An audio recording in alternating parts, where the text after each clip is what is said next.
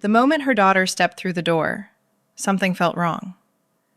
The stuffed animal clutched tight against her chest, the way her gaze slid away when spoken to. It was all too much silence for a child who usually came home chattering. Before we dive into the story, tell us where you're watching from. A mother's instincts notice what words cannot. When a child turns quiet, it's like a room with the light suddenly dimmed. Small shifts that carry heavy weight. But nothing could prepare her for what came next in that hospital room. She almost convinced herself not to act at all. Yet that choice is what turned her into an unwilling hero. And it began the moment she set down that limp stuffed animal. The first moments back in the house held a weight the mother couldn't explain. She reached into her daughter's backpack and pulled out the stuffed bear. Its fur clung between her fingers, oddly warm, as though it had been carried too tightly for too long. Normally, these returns filled the room with chatter, stories spilling about pancakes, playground slides, and silly cartoons.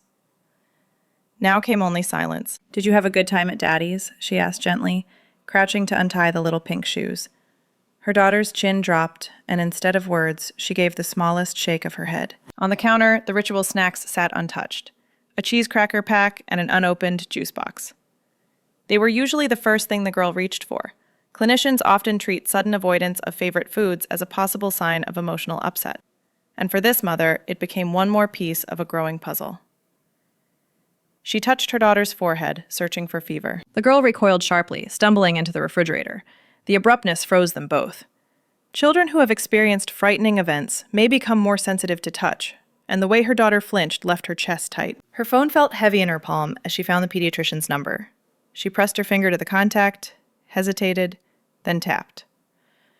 Many doctors say it's better to note behavioral changes sooner rather than later, even before there's physical evidence. A thin catch in her voice told the receptionist enough, and an early appointment was arranged. That night the mother stood in the dark hall, listening. Through the door came uneven breathing, broken by small whimpers. The stuffed animal had slid to the foot of the bed, forgotten, while the child curled in on herself. Every sound seemed to stretch time, the house deep in silence except for those small, strained breaths. By the next morning, the girl looked worn, her collar damp from sweat. The mother dressed her carefully, choosing the soft leggings and squirrel t-shirt her child called the comfort outfit. As the cracked pack of cheese crackers still sat on the counter, she took her daughter by the hand. Together they stepped out the door, already dreading what the next hours might reveal. The waiting room carried a stillness the mother couldn't shake. The receptionist's smile hovered politely, but her daughter stayed tucked close, face pressed into the back of her mother's knees.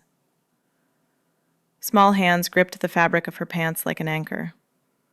The clipboard trembled in her lap as she tried to write in shaky letters, the ink wobbling most where the box asked for emergency contacts. When the nurse finally called them back, her voice carried a brightness just a little too practiced.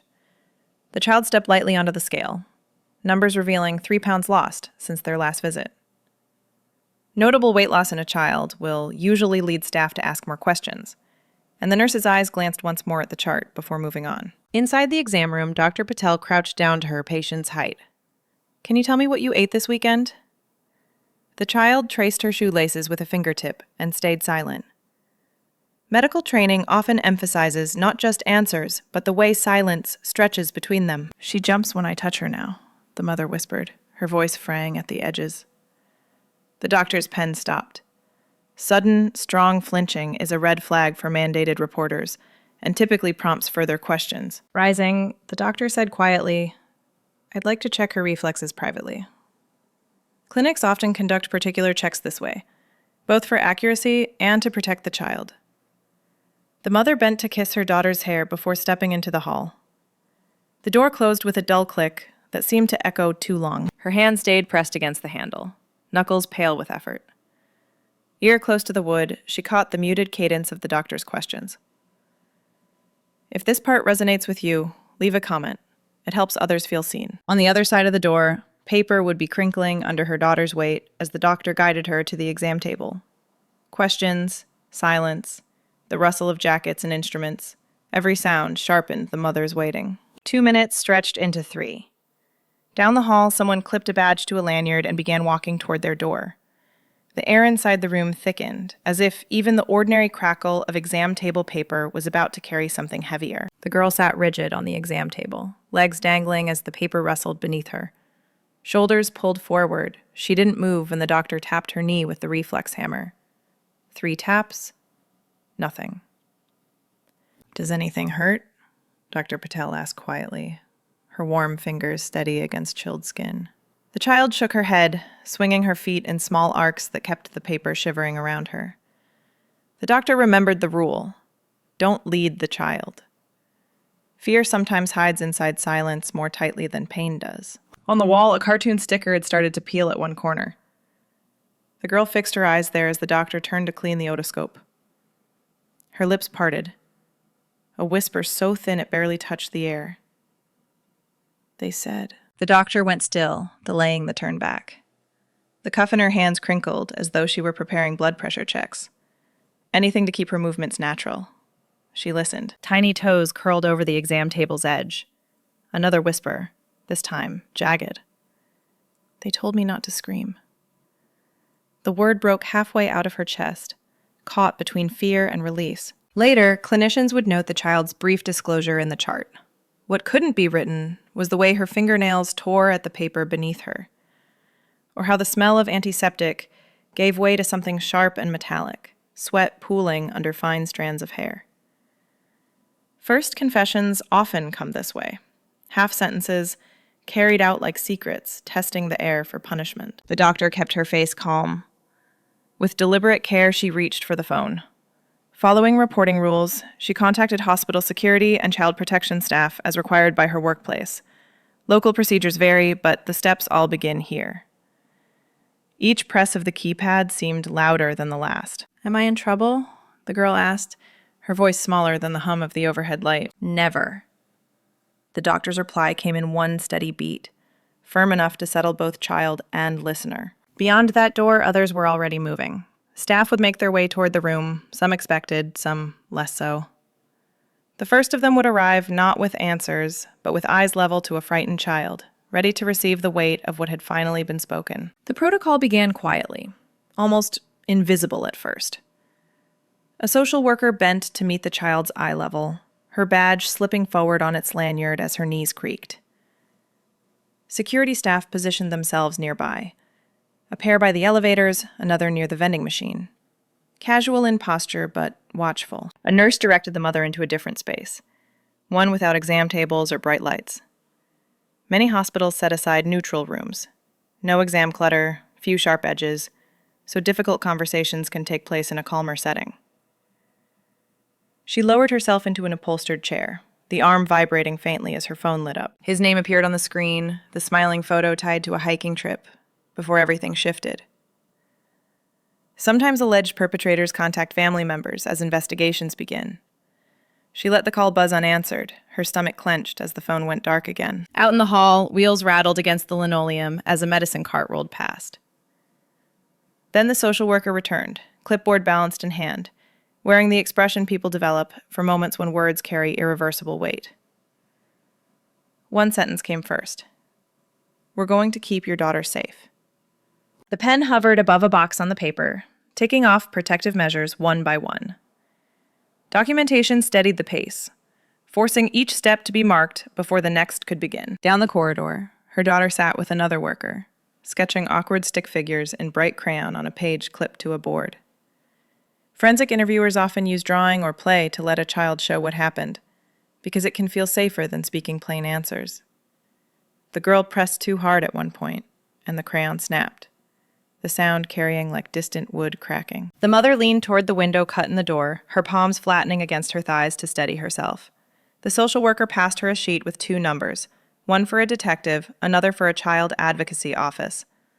Hospital staff gave her these contacts so she would know who to call and when. The air in the room cooled as a nurse adjusted the thermostat.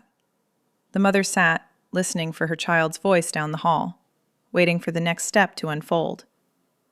Soon, attention would shift from neutral rooms back to domestic spaces, where the hardest questions waited to be asked. The detective's notebook rested open on the kitchen table, the spiral edge shining under the light. A single photo lay between them. In it, her ex-husband smiled at a birthday gathering, But the man beside him, the college roommate, had his hand on the girl's shoulder. His grip looked too firm, his grin too wide. The mother's finger hovered above that image, unwilling to touch it. "How often was this man around your child?" the detective asked, pen lifted to the photo's edge. Abuse is often carried out by people the child knows. Investigators considered who had been present during weekends. The mother traced back in her mind, realizing the man wasn't a one-time visitor. He had been there for 3 of the last 5 visits. She remembered bringing it up once, her ex laughing softly as though the concern were silly. "He's just awkward with kids," he'd said, when the man kept refusing to meet her eyes at pickup. Parents sometimes brush off odd behavior in familiar adults, preferring uneasy excuses over confrontation. The detective's pen scratched a note, letters pressed down heavy and deliberate. Across the table, the social worker's phone buzzed. Their eyes met, quiet recognition passing between them, as the weight of the child's whispered words now matched the image on the table. A form slid forward, a signature needed to move things across official lines. Outside, a police car pulled to the curb. Its lights stayed dark, but the grounded stillness of the officer stepping out told its own story. Chairs scraped against the tile as the detective stood. "We'll speak with him now," she said. The mother lifted her daughter onto her lap near the living room window. The girl twisted the hem of her shirt while faint blue lights reflected against the glass. The night pressed close, filled with sirens winding through the street. In that moment, the mother wasn't thinking of tomorrow's interviews or stacks of forms. There was only the warmth of a small body safe against her, and the uneven pace of her own breath as she held on. It was under that weight, fragile, steady, real, that the long work of healing was about to begin. The therapy office carried the smell of crayons and lavender. A fox puppet waited on a chair beside the girl, its fur worn from being squeezed too often. The therapist handed over a marker instead of asking direct questions, a way of letting the child speak through color and shape. Small swirls filled the page, features left blank where she could not speak them aloud. "That's very good storytelling," the therapist said softly. Therapists often use drawing to help children express memories they can't yet put into words. Dark colors or missing features can be signs a child is still processing frightening events. The girl pressed down until the paper tore. At home, her mother saved those pages on the fridge, holding them in place with magnet letters. Over time, the lines began to soften. Nightmares broke into shorter, restless dreams, and clenched fists started to ease open. The pamphlets in her nightstand reminded her that steady caregivers often shape a child's path toward recovery. She held on to that thought, while watching for every small change. One evening, the phone rang as dinner cooled. She stepped away from the table, the prosecutor's voice even. "We have enough for charges," came the words. The explanation was brief, simply that there was sufficient evidence to move forward. She slid the phone back onto the counter, spaghetti left untouched. Later that night, the mother lay awake only long enough to count the breaths beside her. The stuffed rabbit was pinned between them, its ear chewed damp in sleep. For the first time in months, she didn't wake to the ceiling cracks. She slept past dawn. Morning light striped across the bed as her daughter shifted warm and heavy against her side.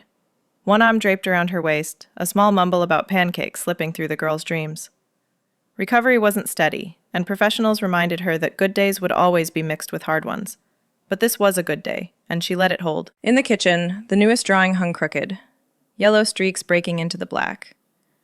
Her daughter had paused with the crayon, then nodded when asked if the sun could be added. It was the first light on the page in weeks. A soft patter of bare feet crossed the floor as the girl climbed into her lap without hesitation. Steam from the coffee maker carried across the counter.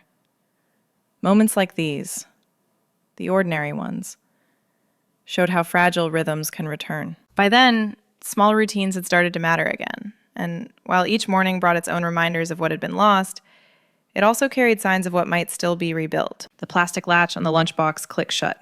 Peanut butter sandwich, apple slices, all packed the way she preferred now.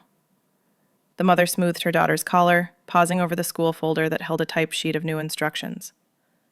The office kept the district therapist on call, and her teacher had been asked to watch for small behaviors that might signal distraction or distress. Each morning began the same. The mother cupping her daughter's face, checking for shadows under her eyes or tension in her jaw. Some habits faded, slowly. Yet the girl had started humming again, quiet repetitions of a few notes while scribbling at the table. Child therapists sometimes describe these small gestures as points of return, markers that show the body learning to settle again. A thin envelope arrived in the mail with raised court seals. Inside, the order. Supervised visitation only, no overnights. Courts may consider documented trauma and professional recommendations when making custody decisions. And that was reflected here. The mother tucked the papers behind the spice rack where they were out of sight. There would be no more rushed packing for weekends, no anxious counting until Sunday drop-off. The phone rang one afternoon while she wiped jam from the counter. An unknown number, a city code she recognized. The prosecutor's tone was brief and sure. He accepted a plea agreement. No trial meant no pointing across the courtroom, no direct confrontation for her daughter. Plea agreements can spare children from testifying in open court, which many families find lifts a heavy strain. Laughter came from the next room, the sound of her daughter watching the dog clumsily chase a falling treat. It was a sharp, rising laugh, free of hesitation. The mother found herself clutching the edge of the counter, then eased her grip. They kept therapy appointments and maintained small safety routines at night, each part of the steady rhythm that carried them forward. One evening, the girl padded into the kitchen with a drawing in hand. A house, smoke curling from the chimney, a yellow sun spreading across the page. "For your office," she said. The mother held it to her chest in silence. Moments like this began to build a new rhythm at home. Quiet pieces of recovery that would extend beyond their walls into places where others were still learning how to listen. The fluorescent lights hummed overhead as the mother stood before rows of nurses in scrubs. Her notes, written in careful loops, trembled against the podium. The hospital had revised its intake questions after hearing her story. Now, the forms prompted staff to ask about sudden changes in eating, sleep, or comfort with touch. A pediatrician in the front row pressed his fingertips to his brow. "We could have missed this," he admitted. Training that includes survivor accounts can help clinicians recognize warning signs earlier. The mother nodded solemnly, remembering the doctor who first noticed the flinch when she reached for her daughter's forehead. Later, in a storage room lined with bins, her daughter sat cross-legged on the floor, sorting through stuffed animals. Child life specialists had asked her to choose which ones should comfort other children during exams. She pushed aside those with hard plastic eyes, keeping only the bears stitched with soft, safe fabric. Helping decide for others gave her a place of quiet control. Meanwhile, across town, a nurse practitioner glanced at a new patient's chart. The numbers showed unexplained weight loss. When the child recoiled from a blood pressure cuff, the nurse remembered the description of that same recoil in earlier notes and paused to ask a different set of questions. The hospital's on-call social worker picked up quickly, arriving in the exam room before hesitation could settle. Systems often move slowly, until one case shows exactly why they can't. That evening, another mother held a paper cup of water in a quiet room while her own child sketched stick figures on thin exam paper. At home, the girl's blanket rose and fell in calm rhythm as she drifted into sleep. The mother touched the framed advocacy certificate on her dresser, its ink blurred by humidity just like the yellow crayon sun her daughter had once drawn. System change rarely comes in sweeping gestures. It happens in revised intake lines, in hushed conversations between colleagues, in one child's choice of softer bears. If something feels wrong, trust your instincts and reach out to a professional. Somewhere, another child is beginning to learn they don't have to whisper anymore. And that's where the hardest truths return. Not on the surface, but in the places most people overlook. The lasting weight of this story is not found in headlines, but in small details. A whisper in a quiet room, a missed laugh at breakfast, a favorite food, untouched. What began as subtle changes became the clue that shifted everything. If your instincts are alarmed, consider talking with a pediatrician or trusted professional, and document what you notice. Small steps can make a big difference.